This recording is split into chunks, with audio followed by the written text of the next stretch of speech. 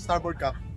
Muli na namang nakaranas ng panghaharas ang barko ng Bureau of Fisheries and Aquatic Resources o BFAR matapos gamitan ng water cannon ng Chinese Coast Guard o CCG habang nagsasagawa ng operasyon sa Bajo de Masinloc kahapon. Isinagawa ng BFAR ang programang Kadiwa para sa Bagong Bayaning Mangingisda o KBBM kung saan namahagi rin ito ng yelo at krudo sa mga mangingisda sa lugar.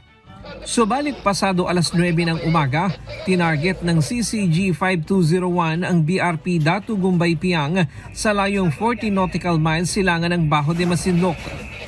Tumagal ng halos 29 na minuto ang pag-atake na nagdulot ng pinsala sa barko. Nabasag ang salamin ng bridge, nasira ang partition ng cabin ng kapitan at nagkaroon ng short circuit sa ilang outlets at air conditioning units. Isang tauhan rin ng BFAR ang nasugatan dahil sa nabasag na salamin.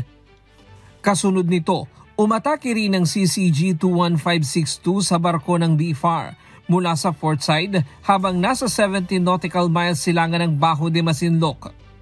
Bukod dito, isang Chinese maritime militia vessel ang nagsagawa ng dangerous maneuver at tinangkang gumamit ng water cannon, ngunit nakailag ang barko ng BFAR.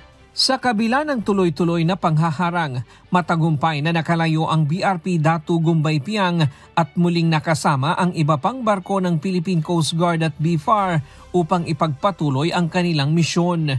Bago pa man ang insidente, nag-anunsyo ang isang Chinese warship na magsasagawa sila ng live fire exercise sa lugar, dahilan upang mabahala ang mga lokal na mangingisda.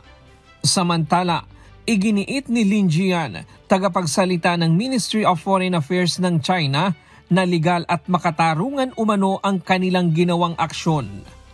Ryan Lacanlale, UNTV News and Rescue. Diyos ang aming sandigan, serbisyo publiko ang aming pinahahalagahan.